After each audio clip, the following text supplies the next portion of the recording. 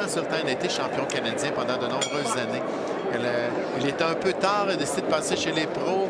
Il provient de Red Deer en Alberta, tu l'as mentionné. Par contre, il a déménagé à Montréal, s'entraîne dans le gymnase Hochelaga, ici à Montréal. Son gérant, c'est Doug Bernèche. Il est entraîné par Daniel Trépanier, qui est aussi coordonnateur de l'équipe nationale du Canada en boxe olympique.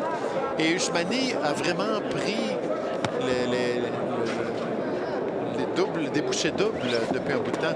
Ses 8 premiers combats chez les pros ont été prévus pour 4 rounds. Son dernier pour 8 et celui-ci pour 10. Un championnat nord-américain.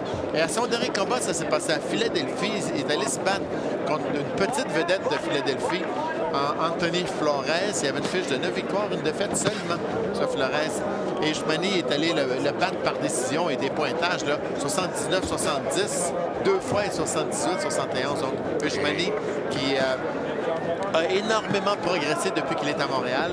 Et là, oui, on veut le lancer rapidement, étant donné qu'il a déjà 28 ans.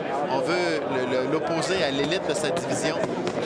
On peut voir ici Navarrete qui s'est boxé également. Je comprends. Mais lui, dans son cas, parce qu'un vétéran, il a tout de même quoi, 37 combats professionnels derrière la cravate. Effectivement, il est venu ici au Québec régulièrement. Navarrete n'a pas gagné de combat, mais il a donné des combats difficiles à tout le monde. C'est la raison pour laquelle il est revenu aussi souvent. Et on peut voir dans son premier round, il est très, très actif, Navarrete, à comparer à Ushmani qui, lui, est un petit peu plus passif. Donc, une victoire, le titre est vacant, celui de la NABA. Et celui qui va gagner ça va se retrouver dans le top 15 mondial à la WBA.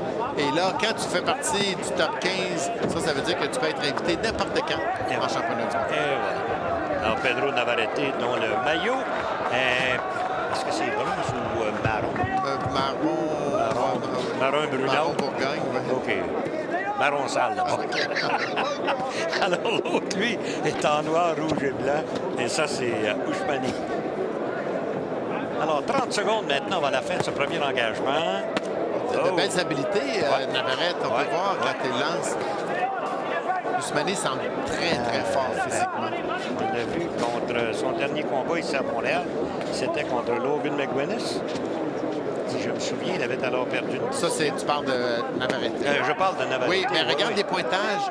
Les pointages serrés dans sa défaite. On va y revenir après la pause. Ça. Et voilà. C'est le temps de s'arrêter, messieurs.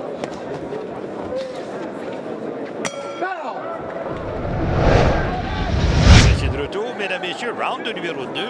On va aller à la fiche d'Yvon, c'est... Oui, le 19 en faveur d'Ushmani. Donc, si on parlait de Navarrete, il a peut-être perdu contre Logan McGuinness ici. Mais c'était au Casino de Montréal. Mais des pointages de 77-75, 3 fois. Donc, un combat qui était très serré. Que McGuinness, qui est un beau prospect, un bel espoir qui provient de l'Ontario. Si on regarde, 25 victoires, 10 défaites pour Navarrete, mais une seule fois, il a perdu par knockout. Donc, boxeur solide, de belles habiletés, pas nécessairement très, très fort physiquement, mais un boxeur compétent, un boxeur vrai pro qui sait comment se comporter sur la ring. Et dans le cas de Navarrete, est-ce qu'il a l'intention de s'établir ici au Québec, au Canada? Non. Parce que j'ai remarqué qu'au tout début de sa carrière, naturellement, il se battait surtout dans la ville de Mexico. Mais depuis quelque temps, on l'a vu aller se promener quelque peu ici à Montréal. C'est son deuxième combat à Montréal? Oui. OK. C'est déjà battu. Est-ce que ça se peut au Zaïre? C'est promené un peu partout, mais regarde la qualité de boxeur. Donc, il y a c'est un boxeur compétent, un vrai pro, qui sait comment, qui a une très bonne technique, connaît la tactique, vraiment oblige ses adversaires. Ceux qui le battent, c'est parce qu'ils sont bons. As-tu vu le site, ESPN, correct? As-tu vu qui est-ce qu'ils ont choisi comme prospect de l'année 2011? 2011, c'est Saul Alvarez. C'est ESPN? Ouais. Oui, oui. ESPN, c'est Saul Alvarez. Et secondsout.com, on choisit David Lemieux. C'est ça. Secondsout, oui, c'est ça. Je voulais te joindre. C'est toi qui me l'as joué. Mais effectivement, le nom de David Lemieux est revenu dans tous les choix des journalistes spécialisés comme l'un des meilleurs prospects de l'année, mais il a eu la mention comme numéro 1 par le site SecondSout. Et ça, c'est tout à son honneur. C'est beaucoup. Et lui aussi devrait connaître une année extraordinaire.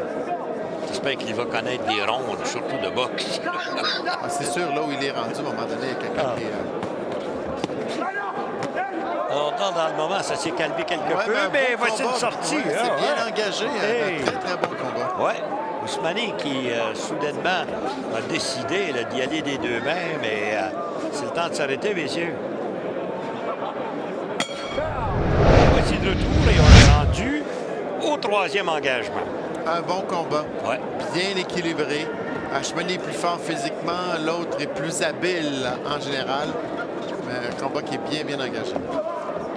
Alors, voyons. Maillot brun, encore une fois, je vous rappelle, c'est Navarrete Pedro de son petit nom, alias Vaquero. Et l'autre, c'est Arash Ousmani, noir, rouge et blanc. Alors, le vétéran, c'est naturellement Navarrete. Navarrete qui, a 9 ans de carrière derrière lui depuis 2001. Il était actif en 2010. C'est son 1, 2, 3, 4, 5. Son 6e combat, Navarrete, en 2010.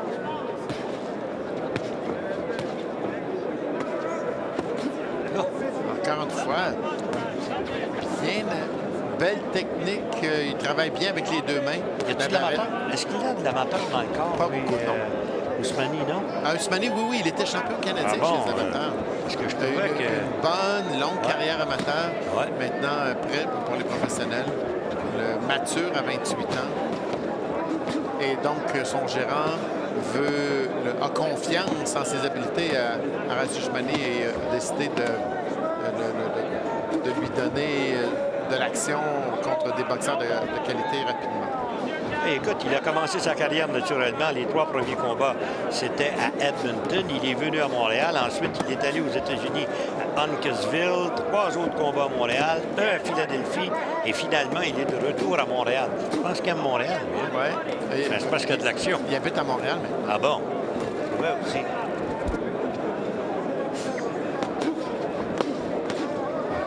Alors, on voit que dans le moment, Ousmani qui tente d'augmenter sa force de frappe.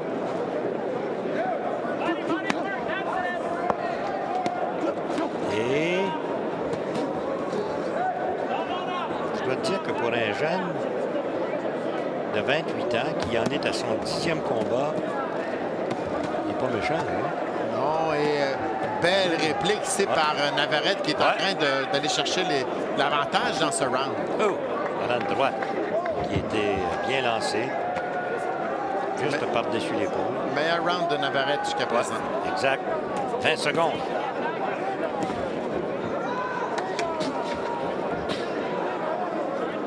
Bon, ben, on est rendu, quoi? Tu vois pas que le 3e round va finir? Hey, ça n'a pas été long. On a eu 2 combats. KO premier round. Merci beaucoup, bonsoir. Fermez les livres. Et là-dessus, nous allons nous arrêter pour une pause. Ladies and gentlemen, groupe Gabi Mancini, c'est 30-27. Pas de problème avec ça. Moi, j'aurais 29-28. Dernier round en faveur de Navarrete. Et on y va pour le 4e engagement. N'oubliez pas, c'est pour le titre vacant NABA des Super Plumes. Et on poursuit. Alors, l'avantage, pas l'avantage, l'expérience va du côté de Pedro Navarrete. Presque 4 fois plus de combats que son jeune rival. Je dis jeune, écoute, un à 29, l'autre à 28. C'est pas vieux, mais il est temps de faire quelque chose. Oui, absolument. Et Alors, dans le moment, c'est que Navarrete laisse venir à lui Ousmani. Combinaison 1-2. La riposte de Navarrete.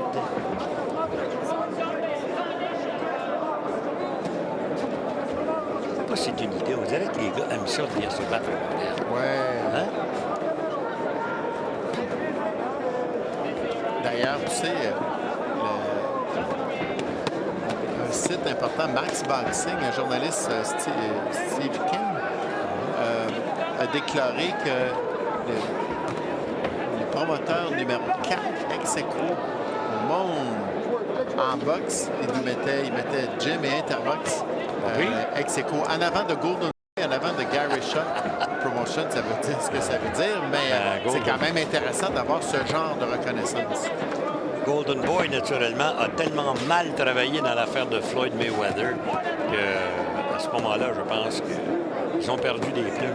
Et c'est de la faute un petit peu à Oscar de la Hoya, qui régit un peu, lui, comme s'il était encore boxeur. On a parlé à un certain moment, justement, tiens, bon, puisqu'il reste une minute, on a parlé à un certain moment qu'il se pourrait que De La Hoya revienne à la compétition. Oui, je sais qu'il nous l'a dit. Ah, oui? Il aimerait ça. Il regarde ça avec intérêt. Tu parlais de Ricky Hatton, peut-être avec Ricky Hatton. OK.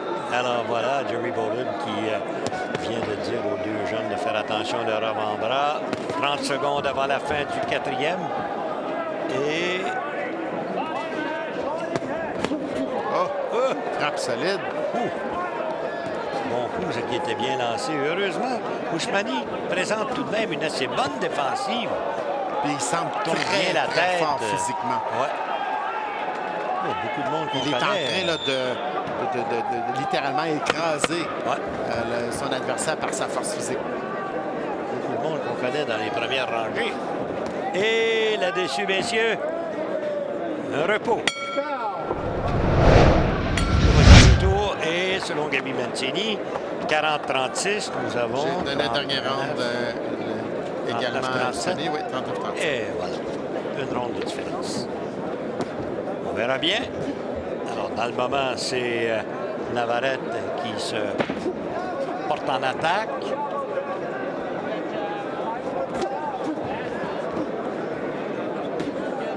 Bonne défensive. Je dois te dire qu'il n'y a pas un coup qui l'a atteint encore solidement. Peut-être une droite, courte droite qui vient d'être lancée. Et c'est Navarrete qui force le combat pour le moment.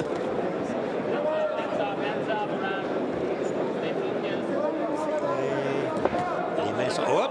Il y a une droite qui vient de passer en direct.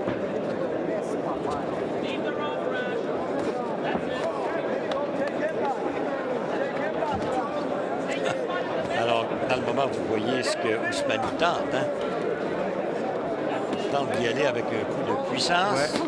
Oh, oui. Ah, voilà. Ah, bien sorti. Bonne vitesse, Ousmani. Il y a encore d'amélioration à faire au niveau de son équilibre. Il a tendance à se déporter un peu. Là, maintenant, à se coller trop. Bon, chute au plancher, oui. Je pense que oui, moi. Débordé, il était, Navarrete.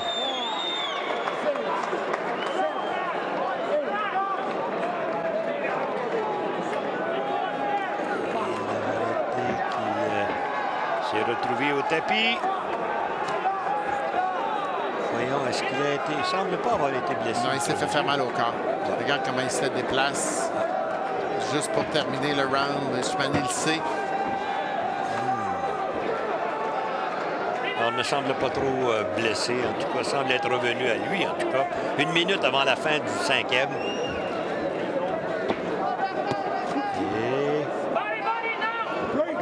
Droite, corps à corps. Jerry Bolin sépare les deux hommes. On reprend au centre du ring.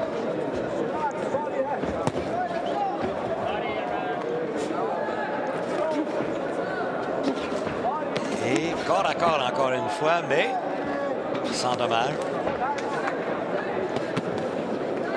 On s'aperçoit que Ousmani est plus précis que son rival.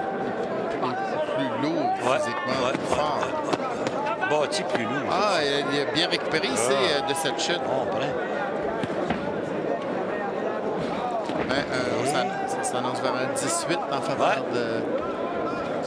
du Canadien québécois maintenant. Oshmani qui demeure à Montréal maintenant. Et là-dessus, messieurs, c'est le temps de se reposer.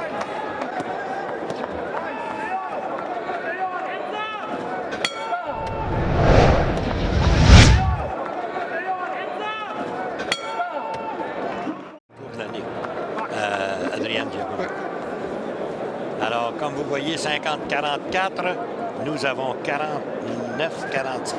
C'est ça? Oui. Et on reprend pour le 6e. C'est la 2e partie de ce combat.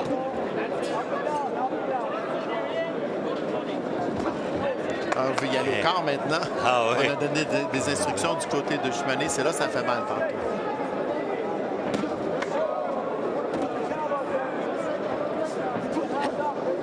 Oshmani, il me semble que le visage a un peu marqué. Pourtant, il n'a pas été frappé tant que ça. Non, mais une longue carrière amateur. Oui, c'est ça. Moi, je regardais comme notre Lanière Solis, je pense que c'est 357 ou 317 victoires contre une dizaine de défaites. Tu sais, ça fait des victoires, ça. Ouais. Et Oshmani qui aimerait, lui, oui. faire ce qu'un seul boxeur a réussi en carrière, c'est-à-dire arrêter Pedro Navarrete. Oh, bonne droite, mais ça n'a rien. Oshmani n'a rien senti. Solide, ce monsieur, hein?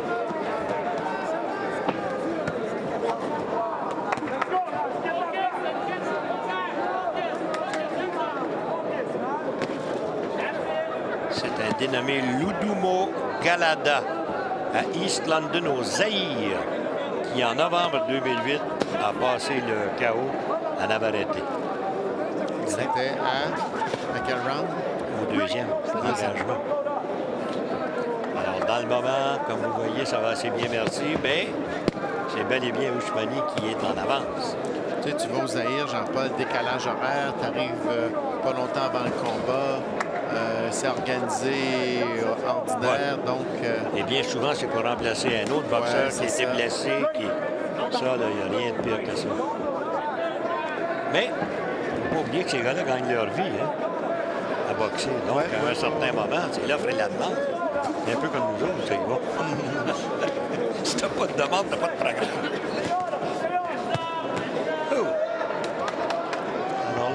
Oshmani domine, mais Navarrete défend chèrement sa peau.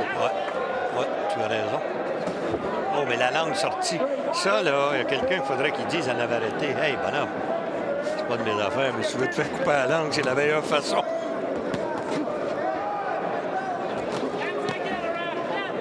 Et corps à corps maintenant.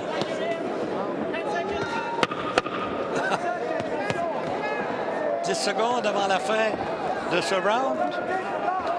Non, on va s'arrêter d'abord. » On peut s'asseoir un petit peu plus aussi, tourner davantage les hanches et il pourrait être encore plus efficace. 60-53, monsieur Gabi Mancini. Ex-arbitre olympique, ex-excellent boxeur chez nous. Ex-gérant olympique, ex-président de la Fédération québécoise. Ex-représentant des ventes chez O'Keefe. Tout un monsieur. Ah oui, chic bonhomme. Et voilà, tentative ici par Oshmani, le long des câbles, mais Navarrete a été capable de s'en sauver malgré tout. Et centre du ring. C'est un bon combat, ça. Ouais. Ah, il y a de l'action. Les types se lancent tête première.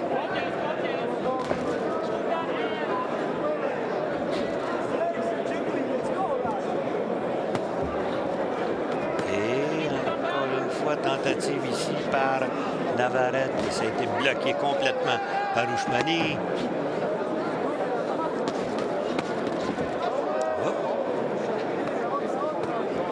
Il y a quelqu'un qui saigne. Il y a du sang à la cage thoracique de Navarrete. J'essaie de voir. Est-ce que tu vois quelqu'un saigner? celui qui en a reçu le plus. C'est lui qui a du sang sur lui, mais ça ne peut pas être là. Ça ne peut pas être coupé au sternum ou à... C'était proche, mais ça n'a pas atteint la... C'est peut-être pas du sang, c'est peut-être une rougeur. Il y en a une dans le dos. Et voilà. Les deux mains. Et la force de frappe de Navarrete laisse à désirer à lui aussi. Un petit coup de coude. Leishmani qui travaille bien, mais ne comprend pas comment ça se fait qu'avec autant de coups, son adversaire n'est pas encore tombé. Oui.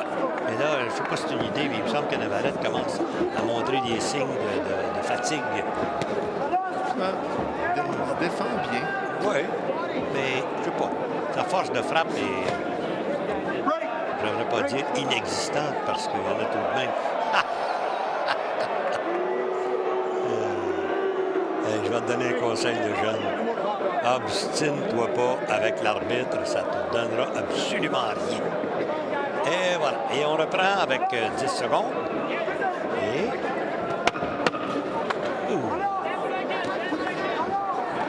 Ah, bonne fin de ronde pour Bushmani. Et on s'arrête là-dessus.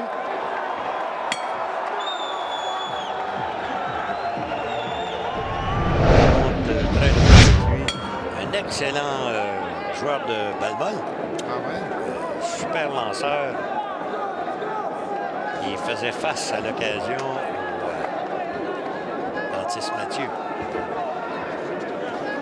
Et encore une fois le long des câbles. Et heureusement, Navarrete s'est enlevé de là à la dernière fraction de seconde. Mais je pense que Bushmani n'ira pas ça de l'amener dans les câbles. Ouais. Mais encore une fois, au moment où on croirait que Navarrete baisse de régime, que Bushmani est en train de lui passer le chaos, il semble avoir un regain de vie. Oui, c'est vrai. Il défend davantage son territoire maintenant, Navarrete. Ouais, je vous ai induit en erreur tout à l'heure quand j'ai dit qu'il y avait du sang au niveau du sternum. C'est pas du sang, c'est bel et bien une rougeur. Il y en a une en avant, puis une. Ça ne peut pas avoir passé bord en bord. Non. Il y en a une dans le dos aussi.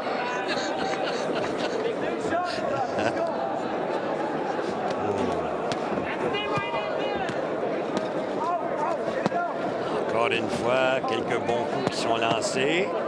Surtout au niveau de l'abdomen.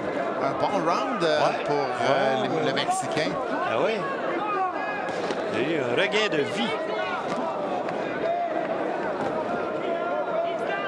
Peut-être un petit peu de fatigue chez Bushmani aussi. Ouais. Hein? Parce que Bushmani, lui, il y a une chose qui est certaine. Il a vu un 8e ronde une seule fois dans sa vie. Correct? Tandis que c'est pas exactement son dernier combat. Son dernier combat. Puis c'est pas exactement la même chose pour Navarrete, lui qui a eu 1, 2, 3, 4 combats de 12 rondes. Ça, c'est en plus des 10 rondes qu'il a livrés. Donc, un vrai vétéran. Voilà. 45 secondes qui s'en vient maintenant avant la fin du 8e.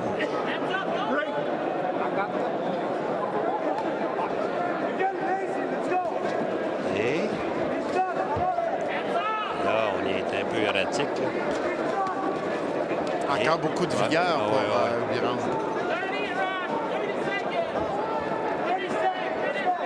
Et c'est Bushmani, ça fait drôle, un type qui n'a que 9 combats professionnels, c'est son 10e. Et qui, malgré tout,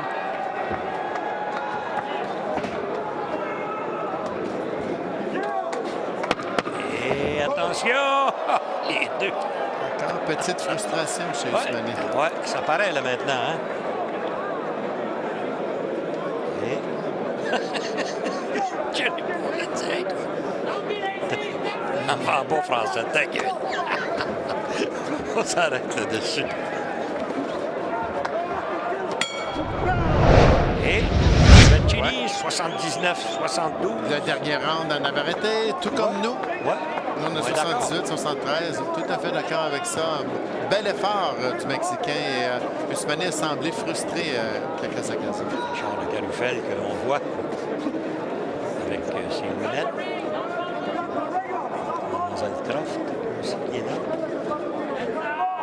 Pierre Bigot.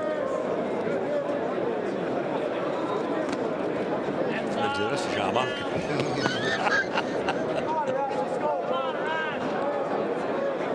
Et dans le moment, je pense qu'on n'y va plus maintenant pour le chaos. J'ai l'impression qu'on s'en tient à la boxe.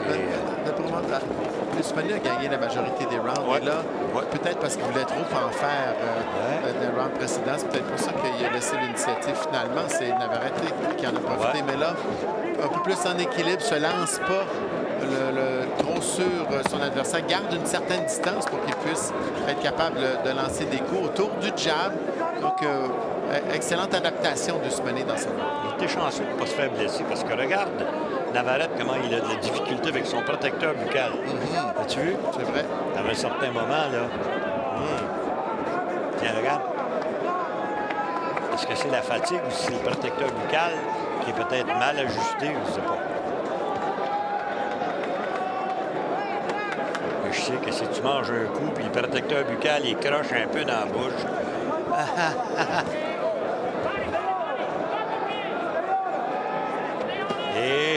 Et là, dans le moment, c'est... oui. C'est Usmani qui a pourchasse. Ouais. Navarrete. J'ai l'impression que c'est la fatigue qui l'oblige à Navarrete semble avoir donné un effort suprême au dernier round. Il est allé remporter le round, en tout cas selon nous, et selon M. Mancini, mais ça n'est pas gardé. Peut-être qu'il veut se garder un peu de force pour le 10e et dernier round. Alors, il reste 45 secondes avant la fin de ce 9e. Et lentement, mais sûrement, ça veut donc dire que Usmani s'en va vers une 10e victoire. Il a déjà 5 KO à son actif. On verra bien. Et là, c'est tout à l'avantage d'Usmani. Oui. Dans ce round-là. Oui. Unidimensionnel. 20 secondes. Arrête de retenir qu'il dit à Pedro Navarrete. Crochet qui était bien lancé. Et ça veut dire que, messieurs, vous allez aller vous reposer 1 minute avant la fin.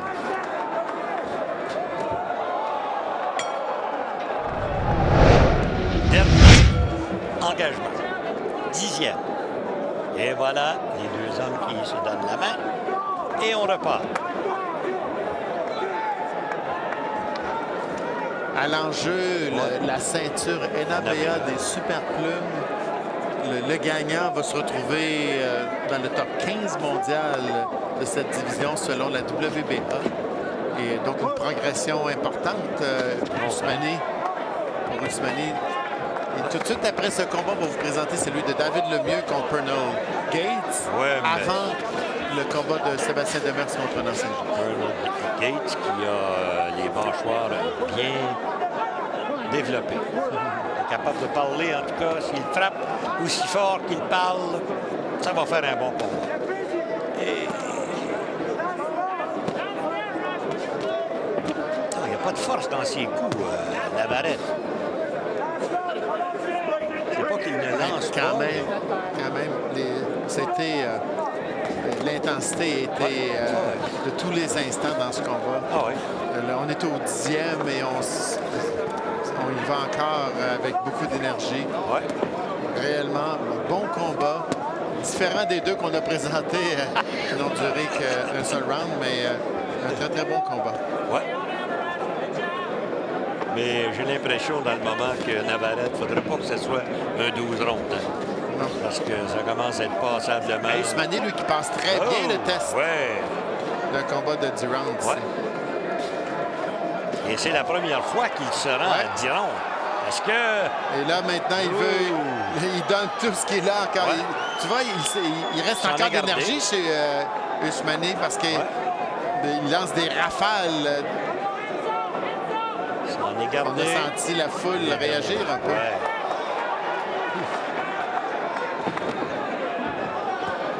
Moins d'1 minute maintenant.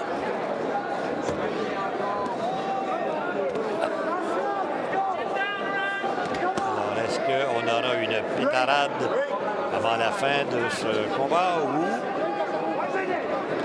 Je te jure que Navarrete, là, bouche ouverte, et c'est dur d'aller respirer, remplir les poumons. Jusqu'à la toute fin, il aura chèrement vendu sa peau. Oui, il a très bien travaillé. C'est bon, ça, pour un jeune, surtout qui n'a que 9 combats. Un bon vieux vétéran à un certain moment. On pensait bien la même chose, David Lemieux avec Hector Camacho Jr. Tu sais, 50 quelques combats, puis l'autre, la moitié. Et voilà, c'est terminé. Donc, et on a mis des efforts pour terminer ce combat-là avec sous les applaudissements de la foule. Et ça nous donne 98, 91. Exactement. C'est ça? Oui. Et naturellement, le vainqueur serait Arash. M. Mancini, comme ça. On a ce round de différence. On n'est pas tellement loin l'un de l'autre. C'est la belle ceinture de championnat nord-américain. Mesdames et messieurs, voici maintenant la décision des juges. Ladies and gentlemen, here at the end of 10 rounds of action, we go to the judges' scorecards. Le juge de Carufel remet une carte de pointage de 98-91. Judge de Carufel scores his bout 98-91. Le juge Leblanc, 99-90. Judge Leblanc scores it 99-90. Et le juge Roussel, 97-92. Judge Roussel scores it 97-92 for the winner by unanimous decision and new NABA Super Featherweight Champion, le nouveau champion NABA des Super Plumes et vainqueur par décision unanime, Arash